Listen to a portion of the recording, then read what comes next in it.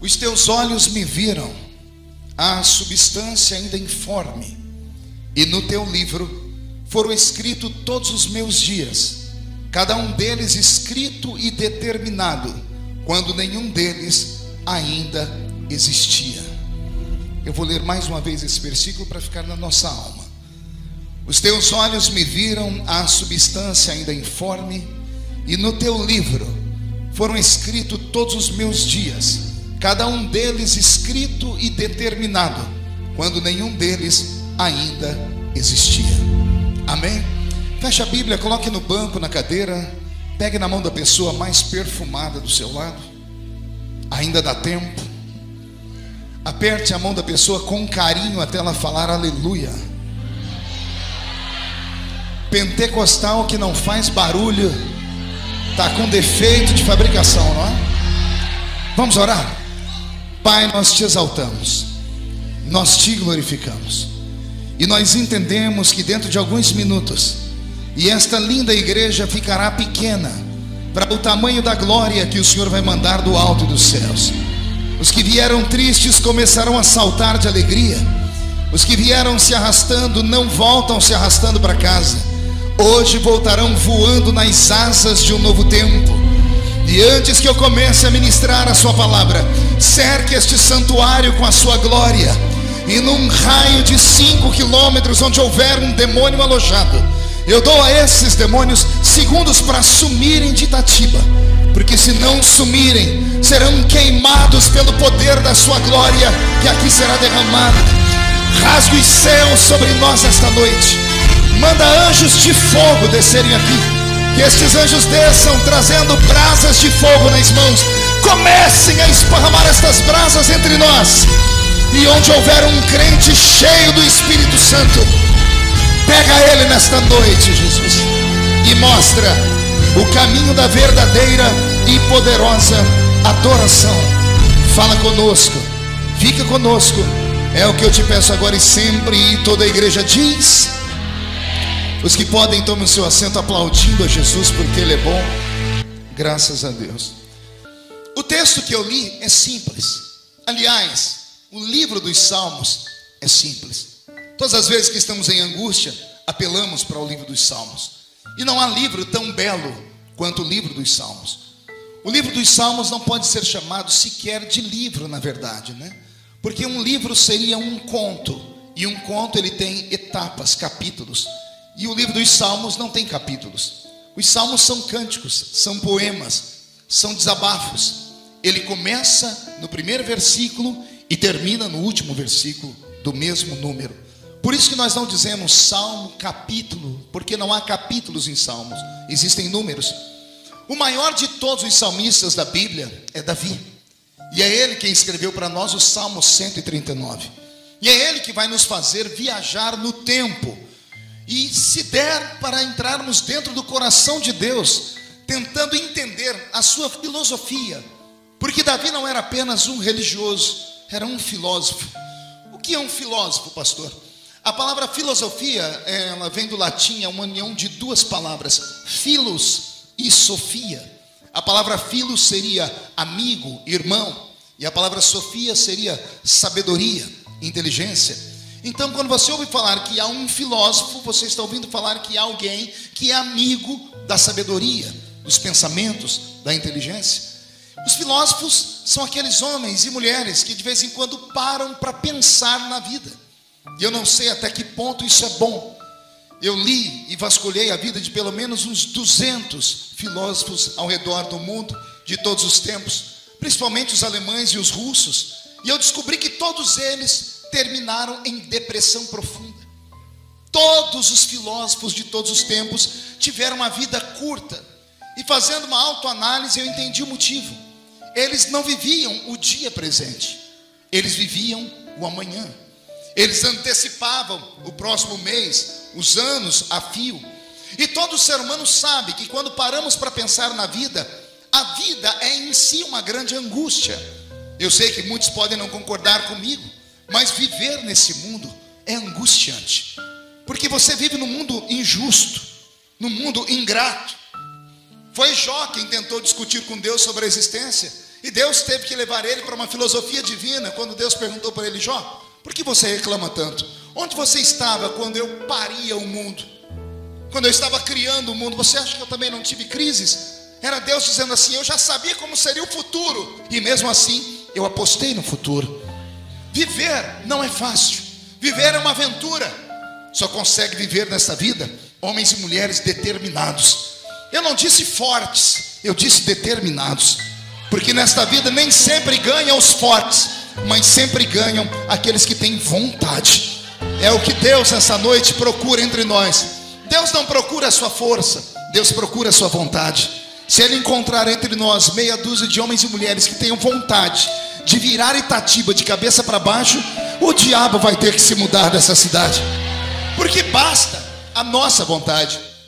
Davi, esse grande herói da Bíblia, esse grande personagem que deixou para nós dezenas de salmos, ele deixou para nós o Salmo 139. E esse salmo, querido Adilson, ele mexe com o meu imaginário, porque sempre que temos a visão de um herói, esse herói para nós não envelhece. Eu estava há poucos dias atrás pregando na Inglaterra, e enquanto eu estava no camarim da igreja, colocaram um programa de TV e eu assistia uma cruzada do eterno pastor Jimmy Swaggart. E era uma cruzada linda no Brasil. E eu parei para ver aquela cruzada porque eu era garoto e eu estava lá pessoalmente. Eu até tentei me procurar no meio da multidão, mas eu era menor do que eu sou hoje, era impossível achar. Mas eu parei para ouvir o meu herói, o herói que eu cresci ouvindo pregar, que eu colocava a minha mão na televisão quando ele orava. A voz dele me encantava. O primeiro versículo em inglês eu aprendi decorando, ouvindo ele falar, quando ele recitava com aquela voz poderosa, dizendo: Happy is the nation whose God is the Lord. Feliz é a nação cujo Deus é o Senhor. E quando estava terminando a cruzada e eu rememorando os idos de 1900 de bolinha, terminou a cruzada e entrou um cidadão de rosto cansado, silhueta cansada, sem cabelos, óculos, os olhos desgastados, um óculos fundo de garrafa nos olhos, com a voz pesada, gordinho.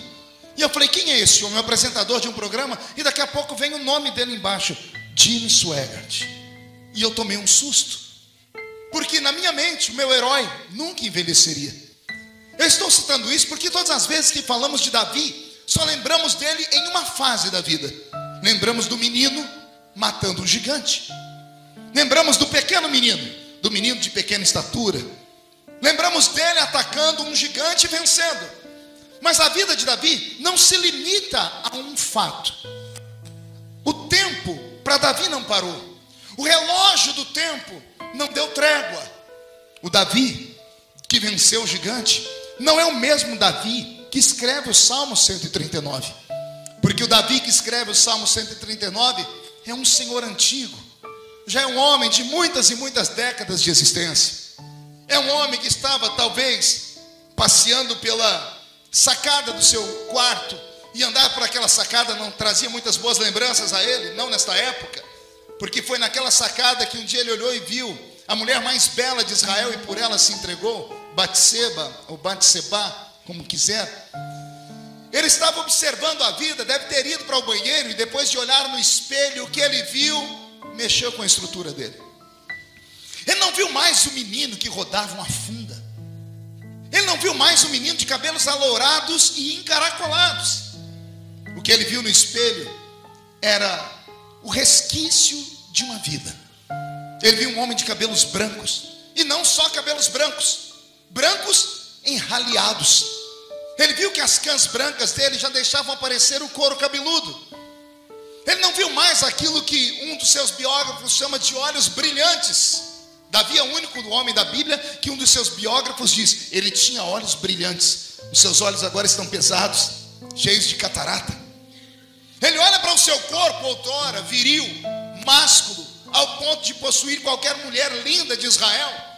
E ele se lembrou que a noite anterior o frio era tamanho que colocaram 2 virgens para dormir ao lado dele na cama, e ele não sentiu reação nenhuma das químicas, quer seja o feromônio do sexo masculino, ou qualquer outra coisa mais, subiu ou fez alterar a sua respiração, sequer a temperatura do seu corpo.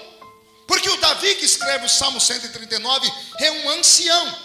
Ele olha para suas pernas e o que é que ele vê? veias saltadas. Ele olha para o seu corpo e enxerga flacidez. Deve ter dado um sorriso e viu que os seus dentes estavam amarelados e tortos. Deve ter percebido que para ouvir as coisas já tinha dificuldade, porque os seus ouvidos não eram mais os ouvidos do pastor que estava lá no meio do deserto, quando escreveu sobre a corça que anseia pelas águas. E se Deus me der lembrança, daqui a pouco eu explico por que ele escreveu isso. Olha que coisa.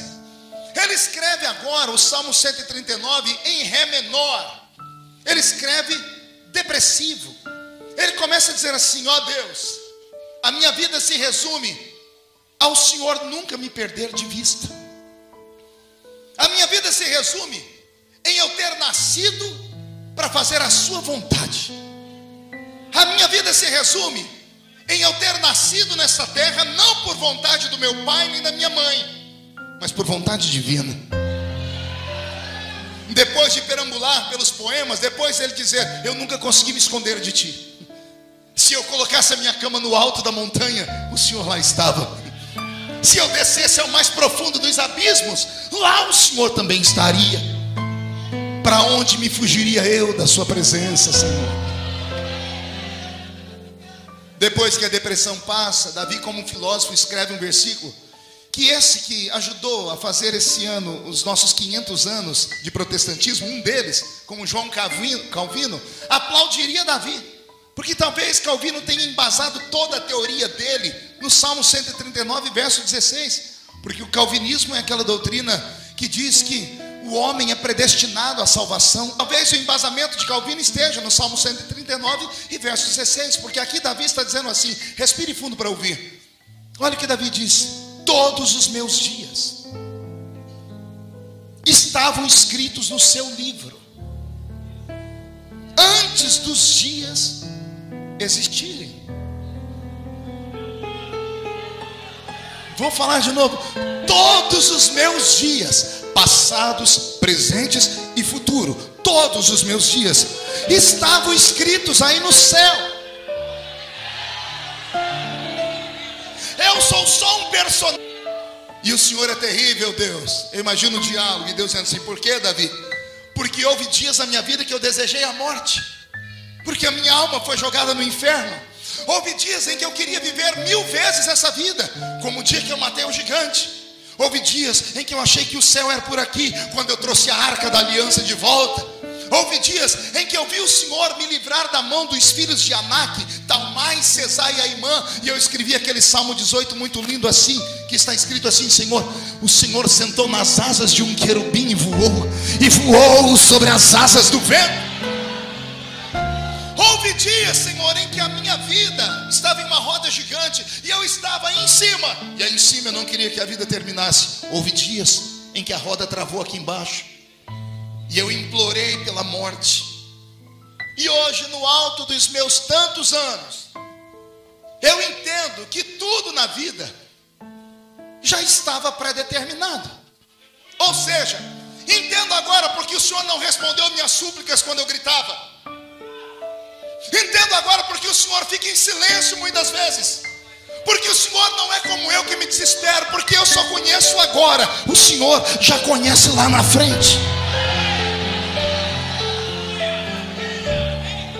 No Salmo 139 tem uma resposta para você. Pergunte qual.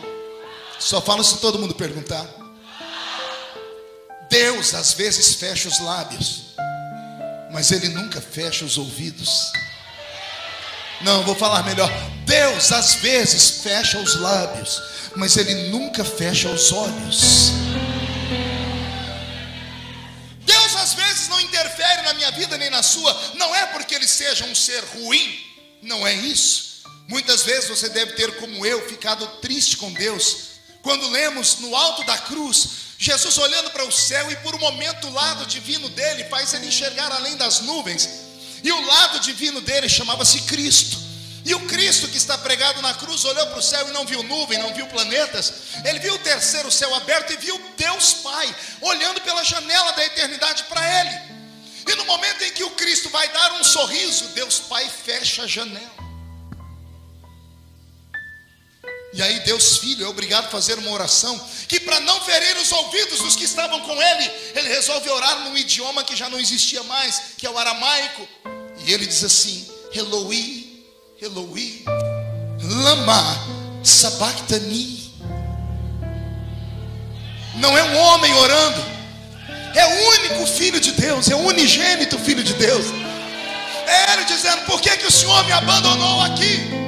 Quem nunca viu injustiça neste ato divino?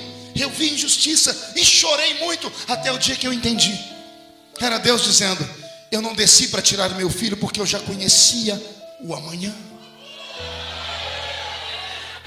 Ouvir o choro dele na cruz foi delirante. Ouvir os gritos e a agonia dele era quase que uma morte para mim. Mas o que me consolava é Deus dizendo: foi saber o resultado daquela morte. É como se Deus dissesse assim: eu não tirei ele da cruz, porque senão não teria o culto em Itatiba hoje. Eu não arranquei o meu filho da cruz, porque se ele saísse da cruz, nenhum de vós estariam aqui hoje salvo. Poderiam agarrar o diabo pelo chifre e mandar o diabo para o limbo do inferno. O que eu quero dizer com tudo isso, que é para você nesta noite, pelo menos esta noite, descansar em paz. Eu venho nesta noite contra alguns demônios que atormentam o ser humano na existência. Um deles chama-se desespero. O desespero não é um sentimento, o desespero é um demônio. É um demônio que se aproveita da sua angústia, da sua fraqueza, do seu abandono, da traição, e senta do seu lado e cochicha no seu ouvido dizendo: desiste, abandona, vai embora, pede a morte, se mata. Tenha coragem de dar um rumo na sua vida. Abandona essa igreja, abandona a esposa, o esposo. Vai lá, mate aquele, mate aquela, se vingue. Esse é o demônio do desespero. E nesta noite a minha intenção é deixar o desespero desesperado. Não, você não entendeu. Eu quero que o desespero nessa noite procure um psicólogo, porque é isso que vai acontecer quando este culto terminar. Porque quando você veio para cá, demônios vieram com você. Mas eu não sei se você ouviu a minha oração. Eu pedi para eles se afastarem por 5 quilômetros. Então, como os demônios não têm celular, eles não sabem o que está acontecendo aqui. Na mente deles, esse culto vai terminar igual o último, o anterior que você participou. Você entrou, deu gritos de glória a Deus, ficou feliz, mas saiu. E antes de chegar em casa, a vida real brotou diante de você. E você sofreu, teve angústias e dormiu chorando. O diabo está esperando isso. Mas essa noite, quando você sair daqui e ele olhar para você, ele vai ver você com um sorriso de orelha a orelha. Ele vai ver você dizendo assim: não tenho tudo que quero, mas tenho tudo que preciso. Vai ouvir você dizer assim: Deus deu e Deus tomou. Bendito seja o nome do Senhor.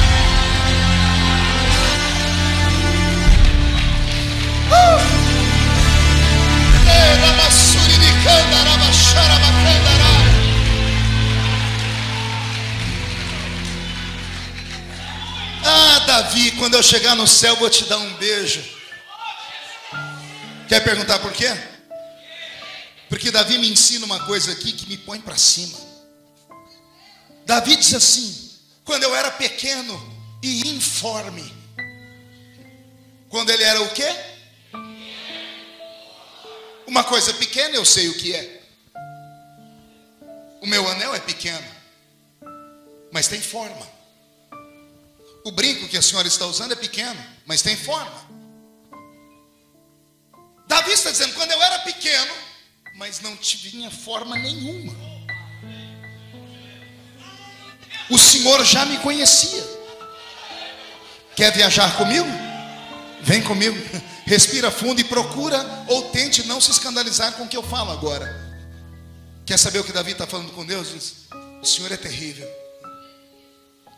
O Senhor assistiu o dia em que eu fui plantado no ventre da minha mãe, né? O Senhor estava lá no quarto, não é? O Senhor estava lá no milharal. O Senhor estava lá, com os olhos olhando. E o Senhor olhou para a intimidade do meu pai e da minha mãe. Eu não sei se foi de dia, de noite, de tarde, de madrugada, mas o Senhor viu quando meu pai plantou a semente da vida dentro do ventre da minha mãe. Porque ali dentro eu era pequeno, e sem forma nenhuma. E eu imagino Davi dando uma gargalhada. Pergunte por quê? Era Davi dizendo assim: o Senhor já me fez nascer campeão, né? Quer perguntar o porquê? Só falo se todo mundo perguntar. Eu fiz uma análise e eu fiquei apavorado. Quando um homem planta no ventre de uma mulher a semente da vida, ele não planta uma, nem duas, nem 100. Ele planta milhões. Milhões de sementes que saem em uma maratona para atravessar a linha de chegada chamada útero e entrar dentro do útero da mulher. Só uma semente vai conseguir esse feito. Com raridade, 2 conseguem entrar. O normal é uma. Milhões saem, uma chega. Imagine você uma Olimpíada. Imagine você uma maratona de nadadores. Um campeonato de natação. Tem 10 arraias. Tem 10 homens aqui, ou 10 mulheres. Quando alguém dá um tiro, os 10 pulam dentro daquela piscina e saem nadando. Só ganha o que chega do outro lado e toca na arraia de lá. Não é assim? Agora respire fundo e veja a cena que eu vou te dar. Imagine você em uma raia. Olhe para a esquerda. Tem milhões de outros nadadores. Olhe para a direita. Tem mais milhões de outros nadadores. São milhões, não dá para enxergar o fim. Agora vai desesperar mais ainda. Pergunte por quê. Olhe para frente. Você não enxerga onde você tem que chegar. Eu fiz um cálculo. Pelo tamanho que nós fomos plantados no útero da nossa mãe, da entrada do corpo da mulher até o útero, seria uma distância como da Praia de Santos até o Canal da Mancha, na Europa. Essa é a distância a ser percorrida. Pode buscar nos livros de ciência que você vai encontrar isso. Pelo seu tamanho, Marquinho, e pelo tamanho da distância que você tem que percorrer, é como se você tivesse que nadar da Praia de Santos até o Canal da Mancha na Europa. Detalhe, tem milhões de nadadores. Detalhe, só um vai chegar do outro lado. Isso ainda não te levantou? Agora vai te levantar. Quando Deus olhou, era Davi dizendo: quando o Senhor me viu lá no ventre da minha mãe, o Senhor não viu eu sozinho. Tinha outros, milhões de outros, milhares. Poderia ter nascido uma pessoa melhor do que você. Poderia ter nascido uma pessoa de um sexo diferente do seu. Poderia ter nascido uma pessoa mais inteligente do que você. Poderia ter nascido, por exemplo, o criador da cura do câncer. Poderia ter nascido o futuro presidente do Brasil. Poderia ter nascido alguém que fosse inventar algo mais forte do que a Apple. Poderia ter nascido alguém super. Por que é que Deus não deixou outros nascerem? Por que é que só você chegou do outro lado? Você nunca perguntou o que é que eu estou fazendo aqui? Não é isso uma pergunta filosófica? De onde vim? Por que estou aqui? Para onde vou? Eu estou te respondendo a segunda pergunta: o que estou fazendo aqui? Você está aqui porque você é vontade divina. Não, pastor, eu não. Eu nasci de um aborto mal feito, pastor. Eu também. Bem-vindo ao time. Eu nasci com 8 buracos feitos na minha cabeça pela agulha de tricô da minha mãe, que tinha uma clínica de aborto clandestina. Por 3 vezes ela foi para o hospital sangrando. Na última vez o médico diz: dona Lúcia, não tenta matar esse menino, porque se ele morrer, morre a senhora junto agora. Eu também nasci de um aborto mal feito. Eu já tive crises como essa que você tem, por morar num lugar pobre, por ter que ter cortado cana na minha infância, por ter que ter plantado e colhido laranja, algodão e café. Quem assiste meu Facebook ou me acompanha pelo Facebook deve ter visto semana passada eu postar um bannerzinho dizendo que eu fui vendedor de esterco. Já ouviu falar disso? Eu era menino, ia no sítio do São Vitório buscar esterco em um saco. Pegava cocô de vaca, de cavalo, para ajudar minha mãe a colocar comida em casa. Eu teria todos os motivos do mundo para ser um homem lixo. Mas eu descobri que o desespero de Deus para que eu nascesse era tão grande, que havia uma missão para mim. que como meu pai não queria amar minha mãe, eu não sei o que aconteceu, minha mãe não quis casar, Deus disse, não, ele precisa nascer. Então, qual é o método mais fácil? É esse, vai ser gerado desse jeito mesmo. Não entendeu? Eu vou repetir. Você pode não ter sido o desejo da sua mãe, você pode não ter sido o desejo do seu pai, mas você é desejo de Deus. Deus sonhou com você nesse mundo.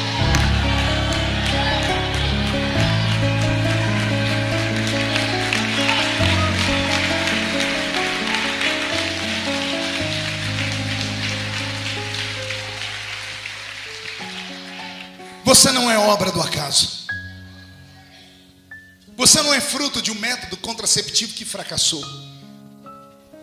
Você não é filho da tabelinha que não deu certo. Você é um desejo de Deus. E a sua vida só vai se levantar quando você tiver consciência disso. Porque eu aprendi nesses meus 45 anos de vida, querido presidente da Câmara Municipal, que se eu não acreditar na minha vida, na minha história, quem vai acreditar? Vou repetir. Se você não acreditar que há uma missão linda na sua vida, que você nasceu para algo muito grande, você vai passar a vida inteira andando pelas ruas de ombro baixo, olhando para o chão como um derrotado.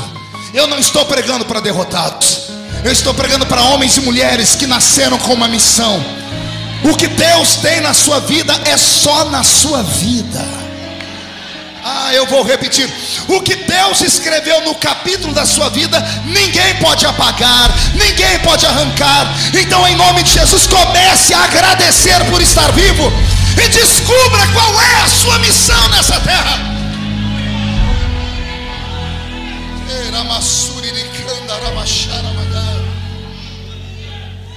Tu me sondas e me conheces, desde que eu era pequeno e sem forma. Já vi uma faixa aqui, campeão. Ei, você venceu milhões na maratona da vida. Você arrumou força onde não tinha para nadar de um continente ao outro, e deixou para trás um monte de gente que poderia ser melhor do que você. Pastor, como é que eu cheguei do outro lado se eu sou tão fraco? Boa pergunta. Vamos perguntar para Deus?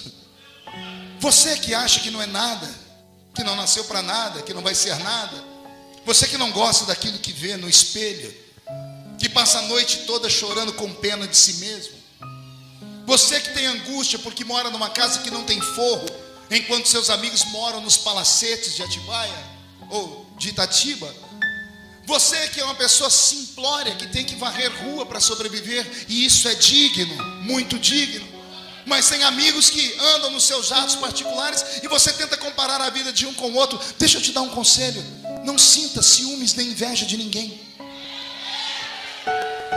Quer seja rico ou pobre, todos vivem. Quer seja até num Fusquinha 66 caindo aos pedaços, ou uma BMW de última geração, os carros levam ao mesmo lugar. Quer seja uma pessoa que tem um único cômodo para viver, ou quem mora no arranha-céu e tem 30 casas. Do que adianta ter 30 casas se você só pode estar em uma ao mesmo tempo? Não importa se você é negro ou branco, porque a vida hoje não é dada pela cor, mas é pela capacidade. Não importa se você é mulher ou se você é homem, desde que você tenha vontade. E vou te dizer uma coisa: você tem algo que a maioria das pessoas que estão cruzando essa avenida agora não tem.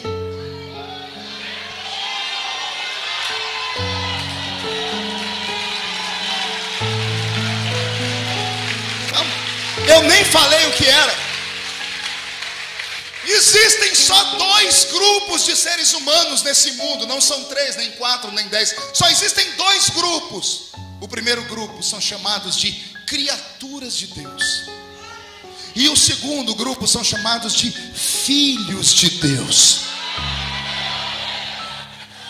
Quais grupos existem? Qual é o nome deles? Criaturas e filhos e criaturas e. Murcha a barriga, estufe o peito e se apresente para o seu irmão e diga: eu sou. E diga o que você é. Você não é criatura, você é filho. Eu estou pregando só para filhos. Como é que um filho de Deus pode entrar dentro da casa do pai e ficar me vendo o culto inteiro com esse braço cruzado, com essa boca travada, com com esse olho seco, parecendo olho de sapo que morreu no dia de enchente? Como é que você que é filho de Deus fica o culto inteiro em silêncio, com essa boca travada, essa boca de aço, essa língua de ferro, esse queixo de concreto? Você é filho.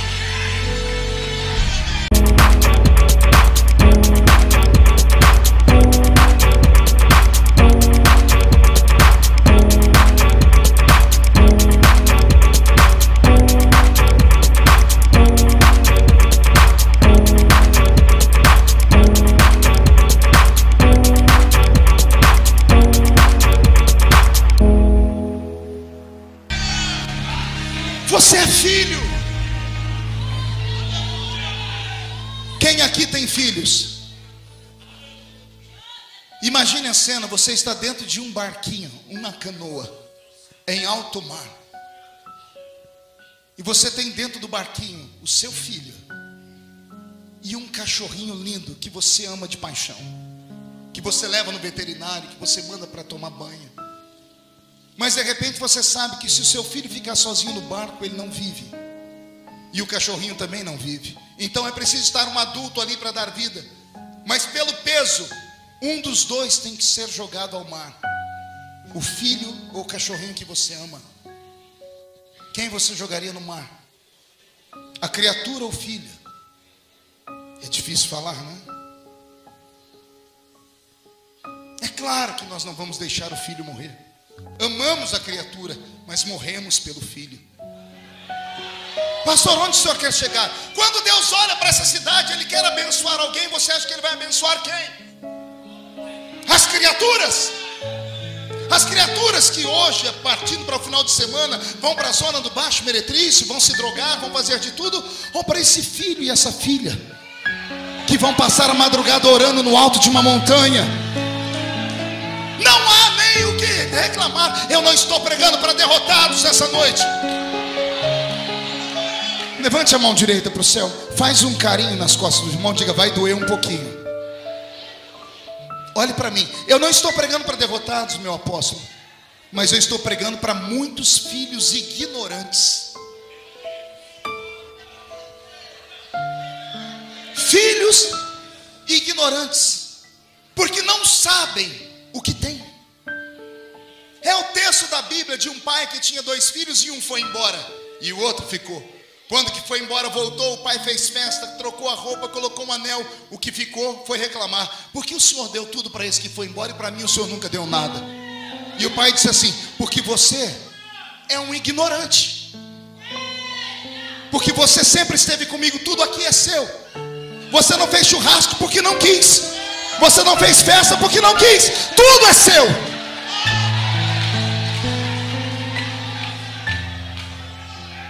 As criaturas só são criaturas porque nasceram uma só vez. O homem natural é uma criatura porque ele nasce uma só vez. E todas as vezes que nasce uma criatura, recebe a revelação. Toda vez que uma criatura nasce, ela herda características genéticas do pai e da mãe. Sim ou não? Cantinho de olho para a esquerda, para a direita. Essa criatura linda aí, tá vendo como ela é? Em forma de um botijãozinho de gás, de uma tábua de passar roupa, de um violão. Olha essa cor de pele, essa melanina acentuada. Tudo isso aí é herança genética do pai e da mãe. Todas as vezes que nós nascemos, herdamos do pai e da mãe características genéticas. A perninha torta da mãe, o cabelo ruim do pai, o olhinho vesgo da vovó. Isso é uma herança genética. Amém? Mas olha como Deus é sistemático. Quem quer se tornar filho tem que nascer de novo. Agora eu vou te falar uma coisa que talvez você nunca tenha ouvido. Faça essa pergunta assim para mim: pastor, por que o homem tem que nascer de novo? Não seria mais fácil Deus falar assim: vocês são meus filhos adotivos? O filho adotivo é tão filho quanto o outro. Aliás, o filho adotivo ainda recebe o nome mais lindo: filho do coração. Não seria mais fácil Deus nos adotar? Mas Ele não quis adotar. Ele disse: quer ser meu filho? Tem que nascer de novo. Pergunte por quê? Simples, porque a alegria de um pai quando o filho nasce é botar ele no colo e mostrar para todo mundo e dizer assim: é a cara do pai.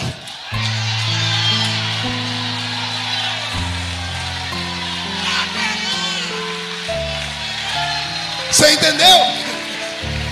Deus quis que você nascesse de novo para você herdar características dele. Você tem características genéticas do céu. Eu vou fazer uma coisa aqui agora que é para arrancar tatu da toca e sabiá do toco. O homem natural, quando anda pela terra, anda assim, ó.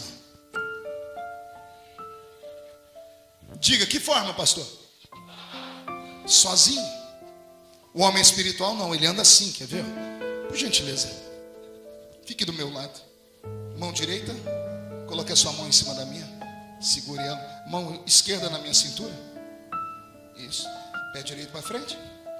Vamos andar?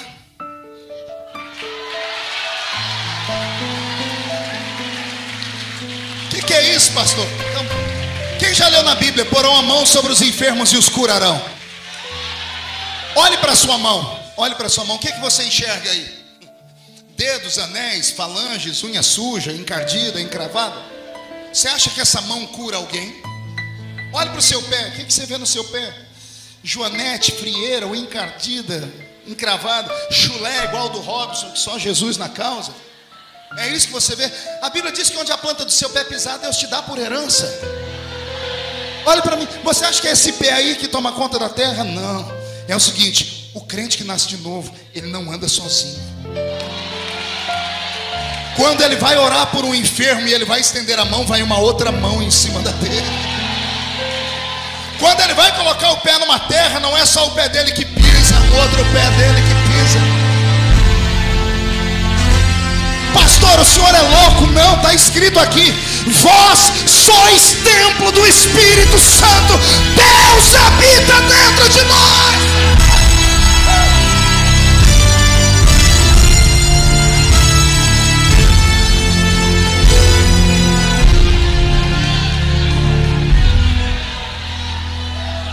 Eu estou tentando dizer e mostrar a todos quem é você. Quem se lembra quando o profeta Isaías vai falar do nascimento do Messias, quando ele diz assim: e o seu nome será Emanuel, que significa Deus conosco. Todavia, a palavra correta não é Emanuel. A língua portuguesa, a nossa Bíblia do português, foi traduzido do inglês. E antes do inglês era em alemão. E antes do alemão era em latim. E antes do latim era em grego. E antes do grego era em hebraico e aramaico. Então olha quantas traduções para chegar na língua portuguesa. Em inglês não existe o nome Emanuel. Inclusive na nossa Bíblia aparece com 2 M's. No inglês são 3 palavras separadas por 2 hífens. É in, tracinho, men, tracinho, el. Immanuel. Se fosse Emanuel, seria Deus conosco. Mas Immanuel não é Deus conosco. In é dentro. Men é homem. Vem de humus, terra. E El é o sufixo do nome do grande Deus, o grande El Shaddai, o grande Elohim. Então, Immanuel não é Deus conosco. Tem um magrinho aqui? Um bem magrinho? Não, aqui não tem nenhum bem magrinho aqui. Tem um magrinho? Tem um magrinho aqui? Cadê? Quem? Vem cá, magrinho. Vem cá, você de gravata cor-de-rosa. Ah, não, isso. Mas tem que ser rápido. Se for com esse espírito de tartaruga, eu já repreendo. Corre aqui. Vem cá. Dê sua mão aqui para mim. Deus conosco é isso aqui, ó. Você vai para casa, Deus vai com você. Você para, Deus para. Você recua, Deus recua. Isso é Deus conosco. Mas a palavra não é Deus conosco. É Deus em nós. Então, não é mais assim. É mais ou menos assim.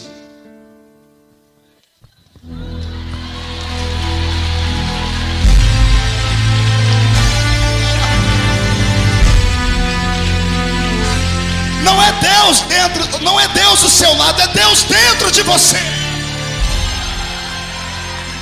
Você não está sozinho nessa terra. Eu ordeno em nome de Jesus que os demônios de depressão profunda, de síndrome do pânico, de angústia, de complexo de inferioridade comecem a se afastar da sua vida agora. Que eles se mudem dessa cidade, porque depois desta noite quem viver verá, para ver onde Deus vai colocar o seu nome, a sua casa, a sua história. E se alguém acredita no que eu estou falando, solta um grito para acordar a cidade toda.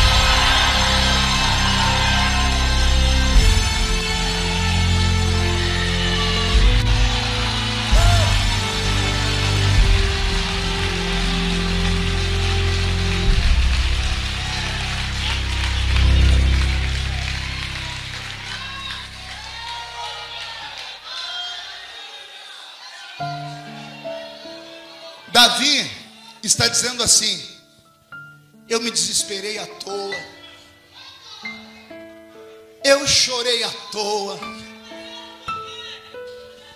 eu tive crises à toa, porque tudo já estava pronto. O que eu quero dizer com isso? Que é para você apenas levantar a cabeça, sacudir a poeira e dar a volta por cima. Basta a cada dia o seu mal, diz a Bíblia. Não fique sofrendo antecipadamente. Não deixe o sol passar sobre a sua ira. São textos da Bíblia, ou seja, não durma angustiado. Não fique bravo com as pessoas demais. Tente levar uma vida diferente. Não compensa guardar mágoa. Perdoe. Perdoe aquele que é mais fraco do que você e não tem coragem de te pedir perdão. Não durma hoje sem mandar uma mensagem para o seu pai, para a sua mãe, porque pai é um só, mãe é uma só. Não existe pai com defeito para o filho. Essa é a sua família. Ame-a, respeite-a, viva da melhor maneira possível enquanto você está aqui, porque a vida é curta. Deixa eu te dar um conselho sobre a vida. Não se vive duas vezes nessa vida. Não vale a pena guardar mágoa, rancor. Isso só faz mal para você. Entregue na mão de Deus. Não busque vingança, porque quando você busca vingança, você se arrebenta. Por isso que Deus disse: se você confia em mim, deixe que a vingança é minha. A vingança de Deus, Marquinhos, às vezes demora um pouquinho mais, mas dá certo. Não deixa sequelas. Entrega o teu caminho ao Senhor, confia nele, e o resto Ele tudo fará. Aprenda com Davi. Pergunte o que, pastor? Observar as coisas e aprender. Eu disse no início da pregação que eu ia falar sobre por que Davi escreveu assim: assim como a corça anseia por águas, assim a minha alma anseia por ti, ó grande Deus. Muitas pessoas pensam que é porque no deserto a corça está e ela tem sede. Não é isso. Davi era caçador. E um dia ele assistiu uma cena. Como ele tinha pernas boas, ele assistiu uma cena. Ele viu de longe uma corça, e do outro lado ele viu um leão da montanha. E quando o leão viu a corça, o leão partiu para cima dela. Mas a corça corre mais, mas o leão tem mais força. Vai chegar uma hora que a corça não vai conseguir fugir mais, porque o leão tem mais robustez. E a corça pode perder-se de vista do leão. O leão não perde ela. Pergunte por quê? A corça, quanto mais ela corre, mais ela transpira. E quando ela transpira, ela exala um cheiro. Ela pode ir para onde ela for. O leão vai pelo faro. Davi correu para ver no que ia dar. Até que Davi chegou num lugar onde o leão chegou também. E Davi viu que o leão por um momento ficou frustrado. Pergunte por quê? O leão chegou perto das águas, e ele olhou para um lado, olhou para o outro, e ele não viu mais a corça. O leão tentou sentir o cheiro da corça, não conseguiu. O leão foi embora. Davi ficou por ali, até que do nada, de trás de uma pedra, ele vê levantar uma corça, toda molhada. Pergunte o que a corça fez, pastor? Quando ela viu as águas, ela entrou nas águas e afundou. Quando ela afundou, A água levou o suor embora, o cheiro foi embora, ela se escondeu ali, o leão não achou mais ela. Davi disse assim: Deus, faz isso com os meus inimigos. Assim como a corça anseia por águas, assim a minha alma anseia por ti, ó grande Deus. Ei, não há como nos esconder do diabo. Pergunte por quê? O cheiro do nosso pecado. Nós pecamos todos os dias. A Bíblia Sagrada fala de 740 classes de pecados. É claro que o bom crente só acha que é pecado adultério. E nós nem sabemos como é adultério direito, porque para nós adultério é quando alguém dorme com outro. E Jesus, quando foi falar sobre adultério, disse: basta desejar. Se você desejou, você já adulterou. Então a hipocrisia é muito grande no nosso meio. 740 classes de pecado. Diz que você peca todos os dias contra si mesmo, contra os seus terceiros, pecados contra a natureza, contra a criação, contra Deus, contra o Espírito Santo, contra os anjos, contra o seu patrão, contra as leis do seu país. Tudo isso é pecado. Então todos os dias nós liberamos o mau cheiro do pecado. Por isso que o diabo não nos deixa. Aí Davi disse: eu encontrei um jeito de fugir do diabo. É só eu encontrar o dono das águas.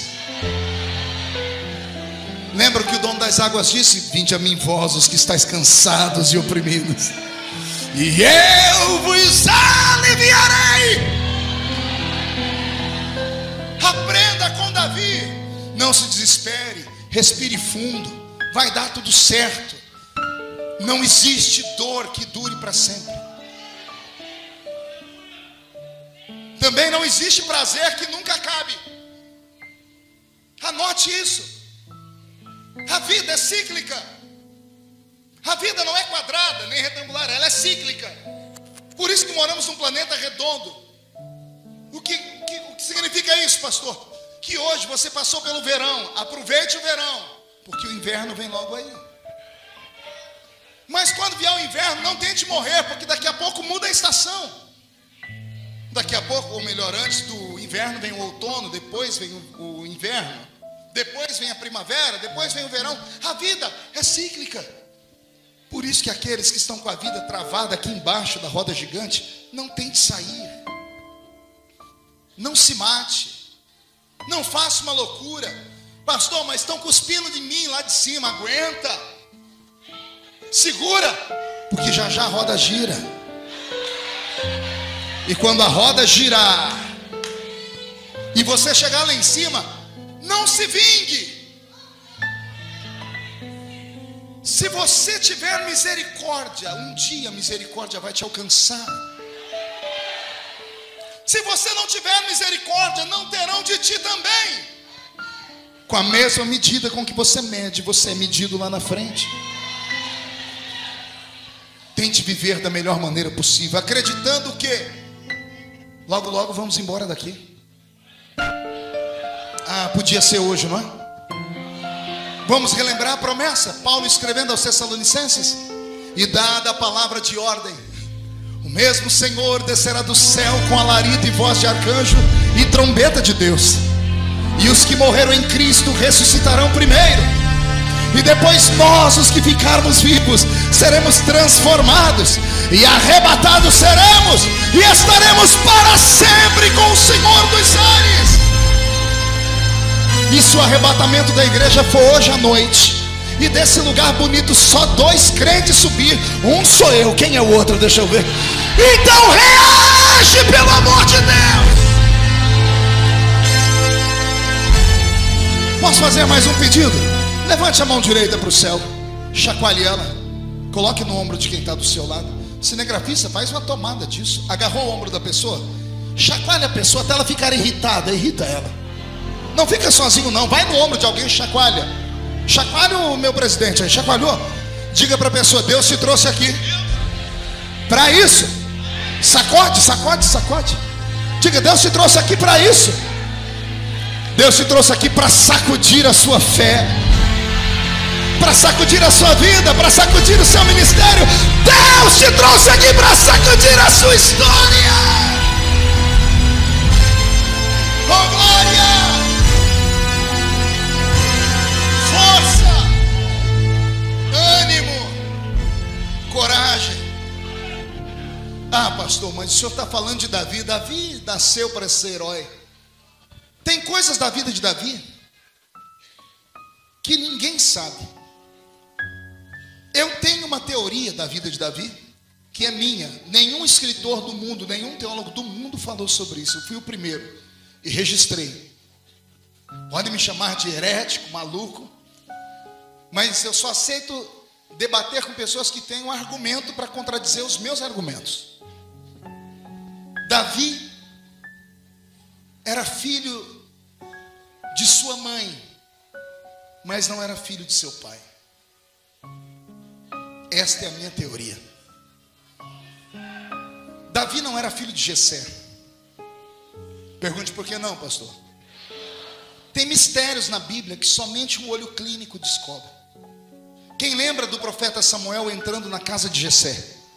Quando ele viu os filhos de Jessé, ele já foi sacando o azeite para ungir os filhos de Jessé. Por quê? Porque os filhos de Jessé tinham cara de rei, altura de rei, corpo de rei. Lembrando que o primeiro rei de Israel foi Saul. E Saul, a Bíblia diz que acima dos ombros era o maior homem que tinha em Israel. Quando Samuel colocou o pé na casa de Jessé e viu os filhos dele, disse assim: já sei quem é o rei. Olha os filhos de Jessé, tudo altos, tudo com cara de rei. Amém até aqui? Por que será que o escritor vai dizer para nós assim: Davi era um homem de pequena estatura? Não diz que ele era um menino que estava crescendo. Era um homem formado de pequena estatura. Por que ele é pequeno se os irmãos dele são altos? Segundo, a Bíblia diz que Davi tinha um cabelo encaracolado e era loiro. No Oriente Médio não nasce ninguém louro, a não ser que haja miscigenação de raças. Quem aqui é filho de Adão e Eva? Levante a mão para eu ver. Ué, o restante é filho de quem? Veio do macaco? Você crê na teoria de Charles Darwin ou Bocó? Eu vou perguntar de novo: quem aqui veio de Adão e Eva? Então dê uma olhadinha assim por cima. Porque um filho de Adão é bem escurinho e o outro é bem loirinho? Por que um tem olho verde e o outro tem olho azul? Por que um é alto e o outro é magro? Somos filhos ou não somos filhos de Adão e Eva? Pergunte para mim o que aconteceu, pastor. Depois da Torre de Babel, os homens que foram separados por idiomas se afastaram em tribos. A Bíblia diz em Gênesis: porquanto nos dias de Peleg se dividiu a terra. A terra era uma crosta única. Nós chamamos isso de teoria da Pangeia. A Pangeia é a teoria de que a terra era um único continente. E logo após a divisão das línguas, as tribos se separaram. Houve um terremoto, e esse terremoto partiu a terra em pedaços. Pegue o mapa mundi uma hora, olhe o Brasil e olhe o continente africano.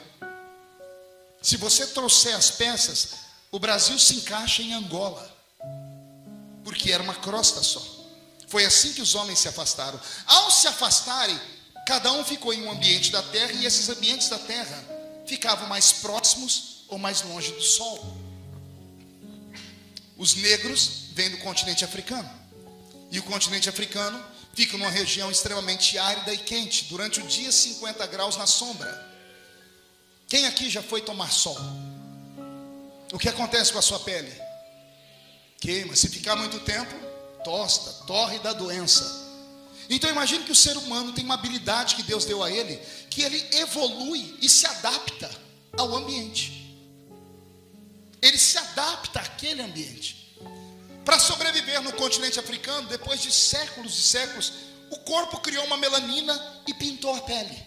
Por que é que existe a cor negra? A cor negra, ela repele o sol. Ela é mais forte do que o sol. Pode ver que o ser humano negro, ele tem mais robustez física do que o branco. Tem mais sustância, consegue sobreviver mais. Vou dar detalhes e, por favor, me entenda. Por que o negro africano tem um nariz maior? Pergunte para mim, por que, pastor? Quem já passou um dia muito quente aqui em Itatiba? Você anda na rua que você quer encontrar uma sombra. Tenta respirar no calor. Você está num ambiente muito fechado, todo mundo está quente, você não consegue respirar porque o ar fica rarefeito. No continente africano, como o ar é rarefeito, precisa de mais oxigênio. O organismo criou uma válvula, abriu as narinas para entrar mais oxigênio. Para entrar mais oxigênio precisa ter um pulmão maior. Por que os negros cantam tão bem?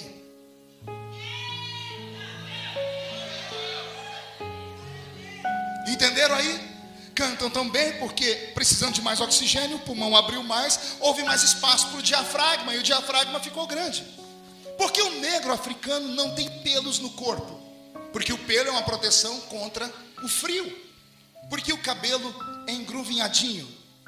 Pegue um cabelo liso, coloque ele perto do fogo e vê o que acontece com ele. Imagine você viver num lugar onde o sol cai de cima para baixo com 52 graus na sua muleira. Depois de tempos para não morrerem de câncer de pele, o organismo se adaptou. Isso chama-se adaptação. Quer ver outro exemplo? Quem já viu japoneses aqui? Qual é a cor da pele do japonês? Não, branca, só se for japonês. Japonês tem a cor da pele amarela. Pergunte por quê? Melanina. Pergunte por quê? Porque o Japão é uma ilha que fica no meio do mar. Claro que é uma ilha que fica no meio do mar.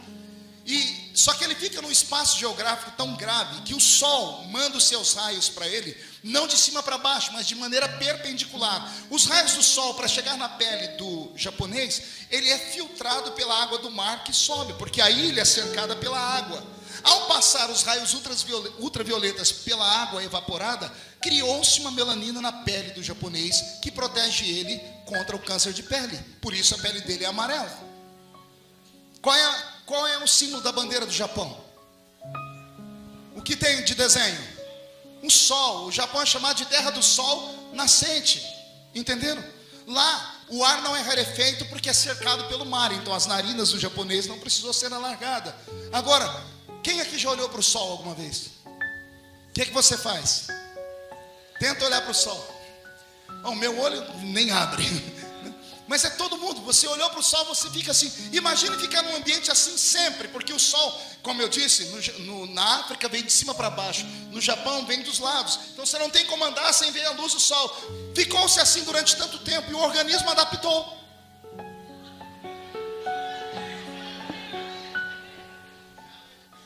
Você nunca tinha pensado nisso, né?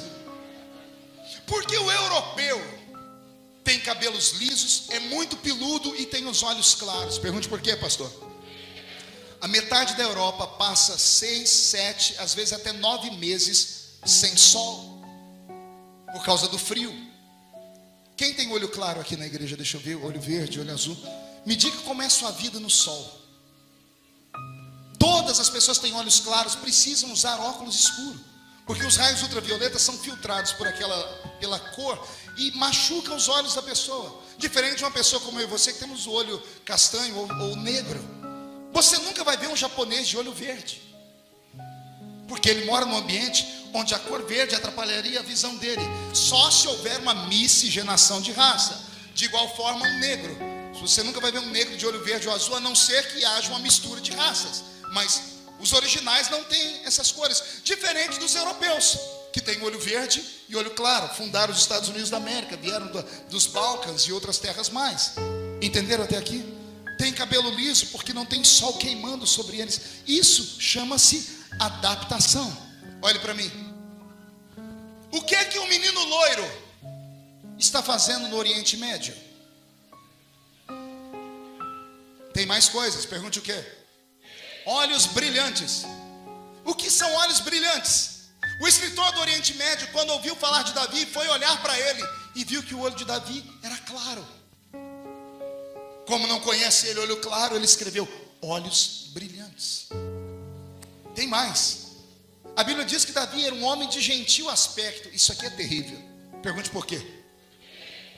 Gentil aspecto seria um homem com uma beleza delicada. Por isso, gentil aspecto. Leonardo DiCaprio é um homem bonito.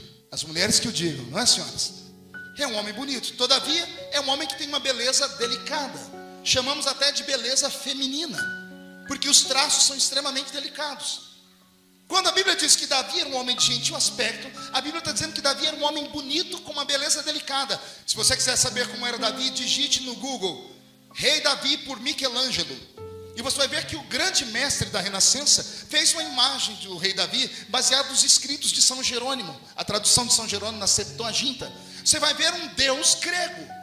Você vai ver um Davi com um corpo perfeito, narizinho empinado, queixo bem feito, cabelinhos encaracolados. O judeu não é assim.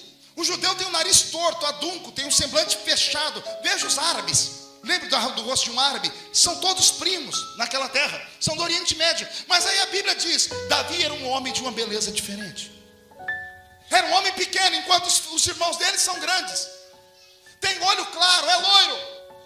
Davi não é filho do pai dele. Vou te explicar agora a parte que mais dói. Quando o profeta Samuel chegou na casa de Davi, todos estavam lá, limpos e prontos para uma festa. Pergunte por quê? Nenhum profeta visitava alguém sem antes mandar um secretário na frente. Põe sua casa em ordem porque o profeta está vindo aí. Quando chegou a notícia na casa de Jessé, Jessé reuniu com a família e disse, temos um problema. O profeta está vindo aí. Ninguém conhece a história de Davi, porque eles moravam em fazendas. Ninguém sabe que Jessé tem um filho daquele jeito. Quando Jessé percebe que o homem de Deus vai entrar ali, Jessé diz assim, eu não posso deixar o homem de Deus entrar aqui e ver que tem na minha casa um pecado escondido. Pastor, a mãe de Davi traiu o pai? Não. Ela foi violentada. Foi violentada por um escravo europeu. Porque naquela terra antigamente existiam essas pessoas que viajavam de um país para outro em busca de aventuras e acabavam sendo escravizados. Possivelmente Jessé, como fazendeiro, comprou um escravo europeu. E na ausência do marido e dos filhos, esse homem deve ter estuprado a mãe de Davi. Você vai entender Davi escrevendo o Salmo 51. Em pecado me gerou a minha mãe. Caiu a ficha aí? Não, pastor, Davi está falando do pecado original. Conversa fiada. Davi está dizendo assim, eu fui gerado em pecado no ventre da minha mãe. Ele não cita o pai. Davi não é um homem normal. Quando ele está na casa dele, ele percebe o ambiente, os irmãos tomando banho, a mãe vestindo uma roupa de festa, a mesa de pães pronta, porque o profeta vai chegar, e Jessé chega nele e diz assim, Davi, meu filho, você não vai tomar banho, não vai colocar roupa bonita? Você vai pegar uma sacolinha, vai pegar aqui o cajado do seu pai, e você vai pastorear ovelhas. Papai, mas essa hora? Vai agora. Davi vai sair e o pai diz, Davi, não são as ovelhas da frente da casa não. Você vai cuidar das ovelhas malhadas. Quantas vezes eu aprendi que ovelhas malhadas eram ovelhas que tinham a lã colorida. E não é isso. Ovelhas malhadas eram ovelhas marcadas por anomalias. Ovelhas que nasciam com defeito. Ovelhas que nasciam com 5 patas, 2 cabeças, sem lã, sem cauda. O judeu tem um respeito tão grande por ovelhas que eles não matam ovelhas. Você já ouviu falar como é que se mata uma ovelha? A ovelha, quando percebe que vai morrer, ela ajoelha e ela chora em silêncio. Por isso que a Bíblia diz, Jesus subiu ao alto do matadouro como ovelha muda, porque a ovelha não reclama. Por isso os judeus respeitam a ovelha. Então o pai de Davi diz assim, ao invés de você pastorear as ovelhas que ficam aqui na frente da casa, porque os transeuntes que passam podem vir aqui querer fazer negócio com o papai, você vai pastorear as ovelhas que estão lá no fundo da casa, onde ninguém vê, aqueles monstrinhos. E Davi é obediente. Ele passa perto de Samar, seu irmão, e os outros estão todos perfumados, tomaram banho, a mãe está vestida, e o menino Davi sai de casa. Quando ele chega lá perto do aprisco, eu imagino a dor de sofrer preconceito em casa. Ó Deus falando. Filhos que sofrem preconceito e rejeição do pai, da mãe, da família, porque são diferentes. Davi chega perto daquelas ovelhas defeituosas, apóstolo, E ele começa a dar comida para elas, que quando a ovelha vê o pastor, ela se agrega a ele. Só que Davi vê que essas ovelhas são diferentes, são defeituosas, ninguém dá atenção para elas, mas mesmo assim elas têm um pastor que dá comida para elas. Davi está chorando e o Espírito Santo se move nele e diz para ele: chora não, Davi. Por que não? Olha o que eu vou te dar. Davi senta debaixo de um zimbro, enfia a mão na sacolinha, pega a sua harpa, olha para aquelas ovelhas monstrinhas, 2 cabeças, 5 patas, 3 patas, sem lã, e ele vê que elas estão com a barriguinha cheia porque elas tiveram um pastor que cuidou delas. E Davi solta o seu mais belo salmo: se elas têm pastor, o Senhor é meu pastor.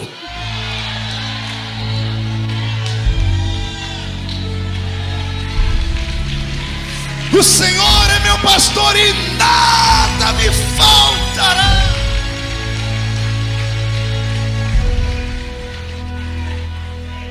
Sinta o amor de Deus sobre a sua vida. Sinta a paixão de Deus pela sua história. A sua vida não acaba hoje, não acaba essa semana, não acaba esse ano. As pessoas que estão te chantageando, que estão te ameaçando, vão se ver com aquele que te escolheu. Você é muito valioso, você vale mais do que ouro e prata. Você valeu Jesus morrendo na cruz, o sangue dele é a sua nota promissória de alforria. O Senhor não te trouxe a esta casa de oração para você ficar preso a homens. Você não pode ficar aprisionado pelo seu passado. Conhecereis a verdade vos libertará.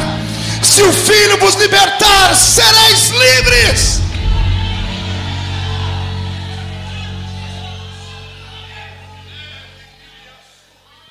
Eu encerro convidando você a ir comigo, com Davi e os seus irmãos, para um dia de brincadeira. Davi é rapinho do tacho, é o esquisito, cor da pele diferente, cor do cabelo diferente. Os irmãos têm sangue de judeu na veia. Davi tem sangue de artista,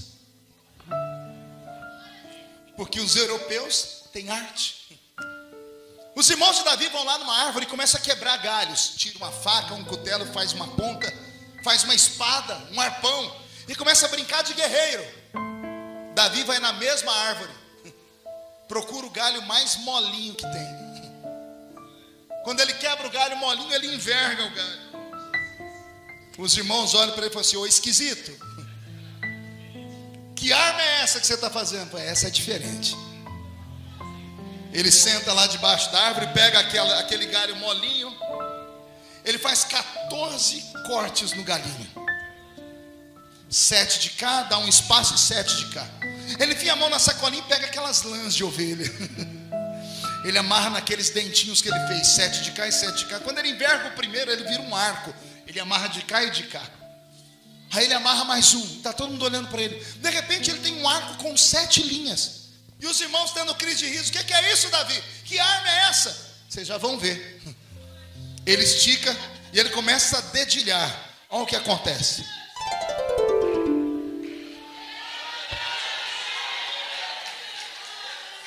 Que é isso, Davi? Vocês vão escutar de novo.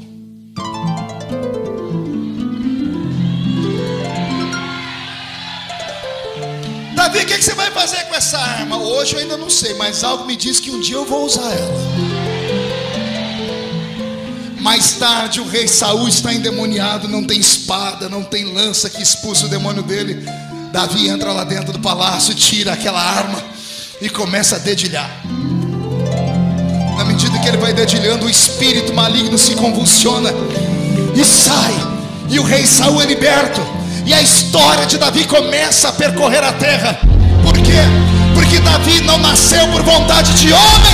Davi nasceu por vontade de Deus. De Deus, de Deus, de Deus.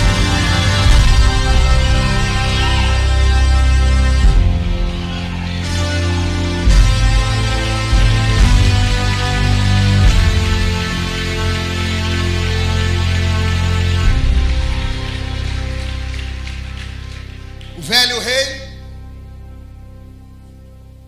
vai olhar para o céu e vai dizer: eu sei que tu me sondas.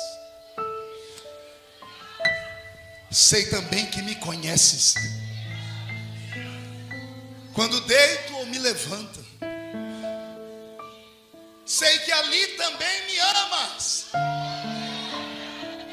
Quer deitado ou quer andando, tu conheces os meus passos. Se no abismo está a minha cama, ali tu estás também.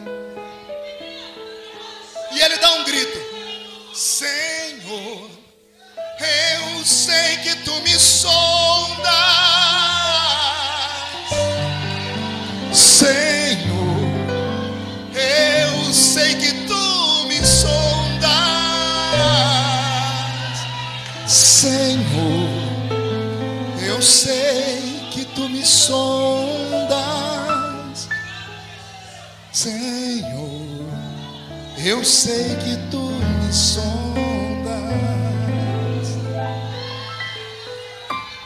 Eu não estou pregando para Maria nem para José.